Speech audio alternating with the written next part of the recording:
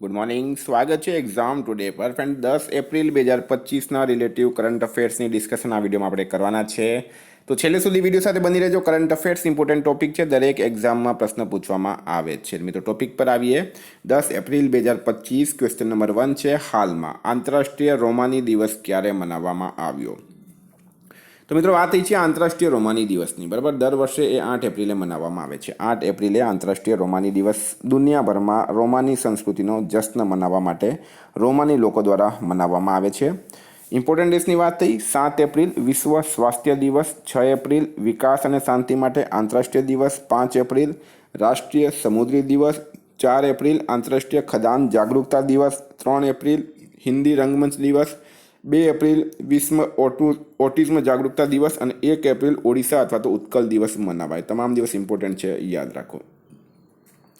હાલમાં દિલ્હી ટેકનોલોજી યુનિવર્સિટીમાં સેમિકન્ડક્ટર અને માઇક્રો ઇલેક્ટ્રોનિક માટે વિનોદ ધામ ઉત્કૃષ્ટતા કેન્દ્રનું ઉદ્ઘાટન કોણે કર્યું છે? વિનોદ ધામ ઉત્કૃષ્ટતા કેન્દ્ર ક્યાં કર્યું છે? દિલ્હી ટેકનોલોજી યુનિવર્સિટી ખાતે, બરાબર.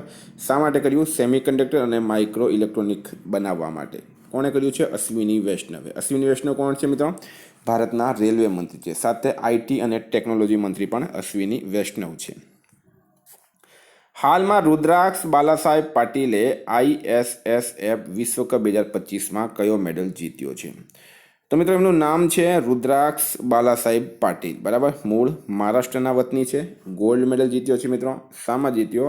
ISSF વિશ્વકપ 2025, બરાબર. હવે આ ISSF વિશ્વકપ 2025 શૂટિંગ માટેનો વિશ્વકપ હોય છે. બ્યુનસ આયર્સ અહીંયા એનું આયોજન થયું હતું. પાટીલે પુરુષોની 10 મીટર એર રાઇફલ શૂટિંગ સ્પર્ધામાં ગોલ્ડ મેડલ જીત્યો છે, બરાબર. તો મિત્રો ઘણા બધા પ્રશ્નો તમારા અહીંયા ક્લિયર થઈ ગયા છે. હાલમાં કયા સ્થળે સ્વર્ણિમ ગુજરાત MLA ક્રિકેટ લીગ 2.0નું આયોજન થયું?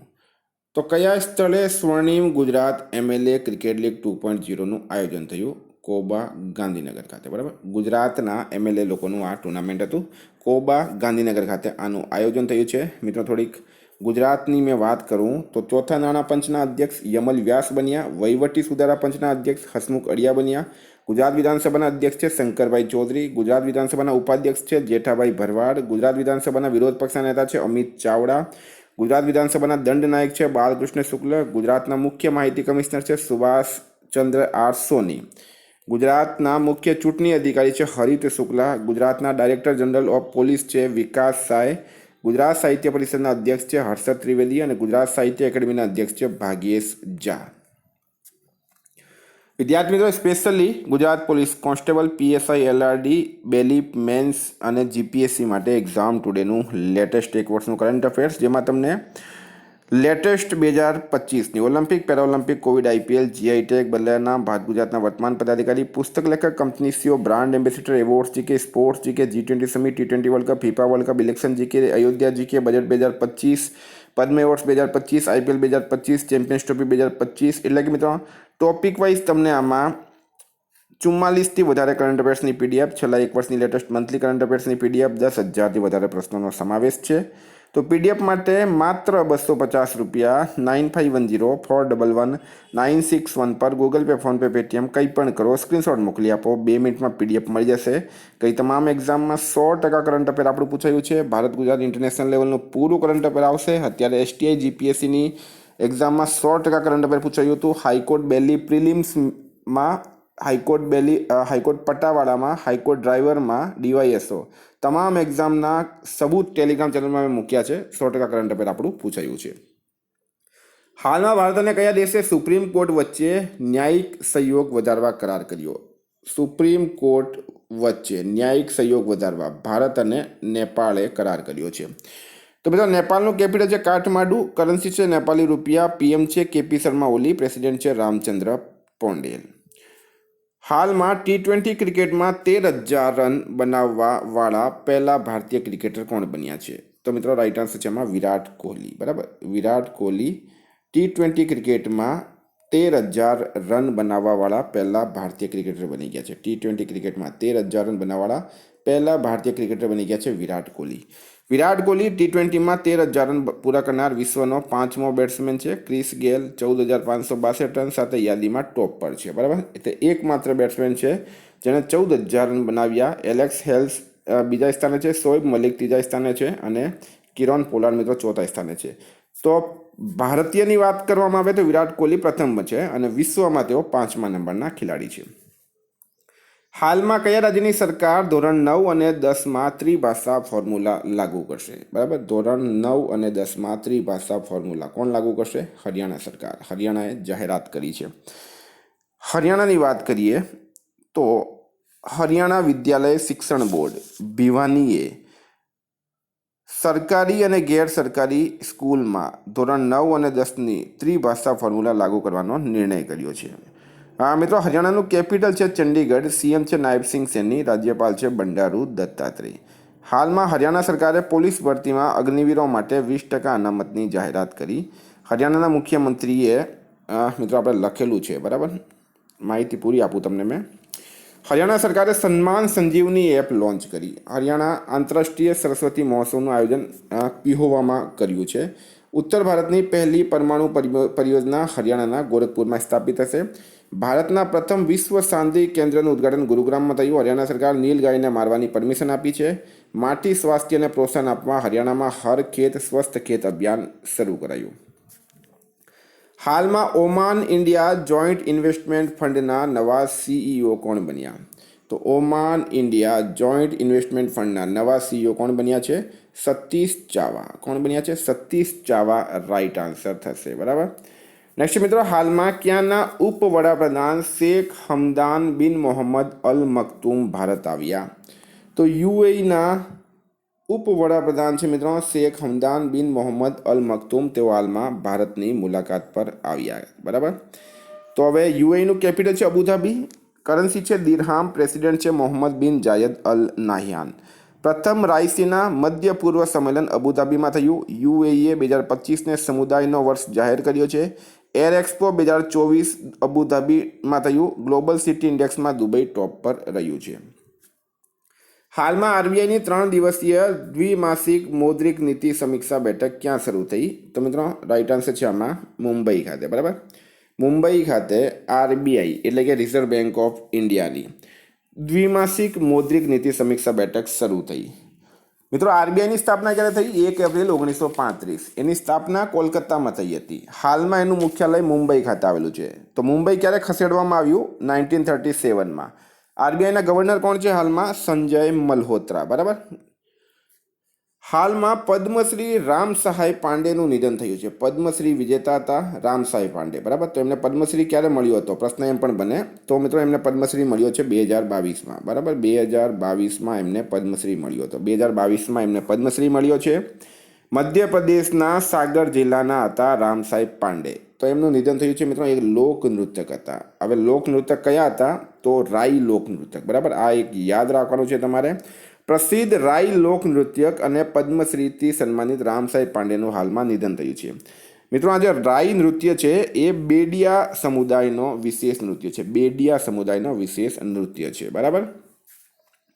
તો મિત્રો, આ તમે ઇમેજમાં જોઈ શકો, ફોટો છે રામ સાહેબ પાંડેનો. આપણે એમને શ્રદ્ધાંજલિ આપીએ. એશિયામાં ઇક્વિટાસ સ્મોલ ફાઇનાન્સ બેંકના નવા કાર્યકારી નિદેશક કોણ બન્યા છે? તો બાલાજી નુથલાપડી. બાલાજી નુથલાપડી ઇમેજમાં જુઓ તમે મિત્રો. આ બાલાજી નુથલાપડીનો ફોટો છે. ઇક્વિટાસ સ્મોલ ફાઇનાન્સ બેંકના તેઓ નવા કાર્યકારી નિદેશક બની ગયા. મિત્રો, નિમણૂકની વાત થઈ તો હાલમાં પૂનમ ગુપ્તા RBIના ડેપ્યુટી ગવર્નર બન્યા. બરાબર, પૂનમ ગુપ્તા. રાજકુમાર સિંહ ચંડીગઢના DGP બન્યા. નિધિ તિવારી PM મોદીની નિજી સચિવ બની. સુનિલ કક્કડ મારુતિ સુઝુકીના પૂર્ણકાલીન નિદેશક બન્યા. ચલ્લા S. શેટ્ટી ભારતીય બેંક સંઘના ચેરમેન. શિવકુમાર કલ્યાણ રમન ANRFના CEO બન્યા છે. RBI અજીત રત્નાકર જોશીને કાર્યકારી નિદેશક બનાવ્યા. અજય ભાદુ GEMના CEO બન્યા. અંજુ રાઠી રાણા કાનૂની મામલાના સેક્રેટરી. અમિતાભ મુખર્જી NMDCના CMD. વિકાસ કૌશલ HPCLના અધ્યક્ષ. તાકાશી નાકાજીમા હોન્ડા કાર્સ ઇન્ડિયાના CEO બન્યા છે. અતુલ ગોયલ ભારતીય બેંક સંઘના કાર્યકારી અધિકારી. ક્રિસ્ટી કોવેન્ટ્રી આંતરરાષ્ટ્રીય ઓલિમ્પિક સમિતિના અધ્યક્ષ. અરુણ મામેન ATMAના અધ્યક્ષ બન્યા છે. હાલમાં કોણે કૃષ્ણા મેમોરિયલ ઓપન ટેનિસ ખિતાબ જીત્યો? તો રાઈટ આન્સર છે મિત્રો ઓલિવર ક્રાફોર્ડ, બરાબર, ઓલિવર ક્રાફોર્ડ જે છે એમણે જીત્યો છે.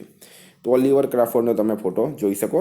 હાલમાં ચર્ચા મળેલ નોર્થ સેન્ટિનલ ટાપુ ક્યાં આવેલું છે? તો મિત્રો અંડમાન નિકોબારમાં આવેલું છે નોર્થ સેન્ટિનલ ટાપુ.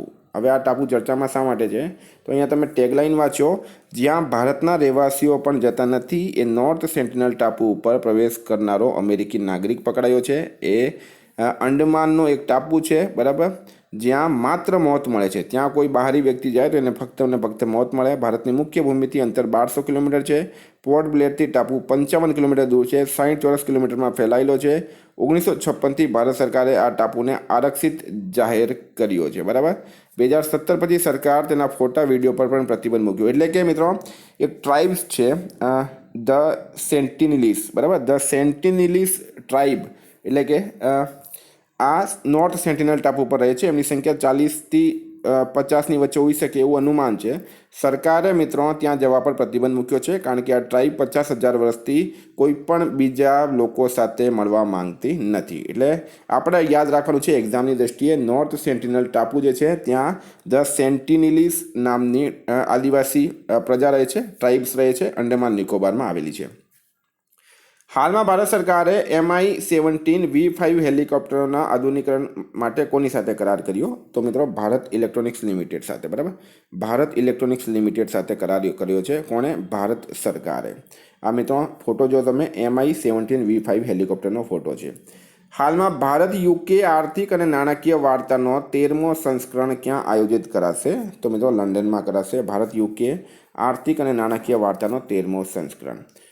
મિત્રો આજનો છેલ્લો પ્રશ્ન છે. હાલમાં પેયજલ અને સ્વચ્છતા વિભાગ DDWS યોજાયેલ પોષણ પખવાડા 2025ની થીમ શું છે? ઘણી વખત એક્ઝામમાં થીમ પૂછવામાં આવે તો શું છે રાઈટ આન્સરમાં?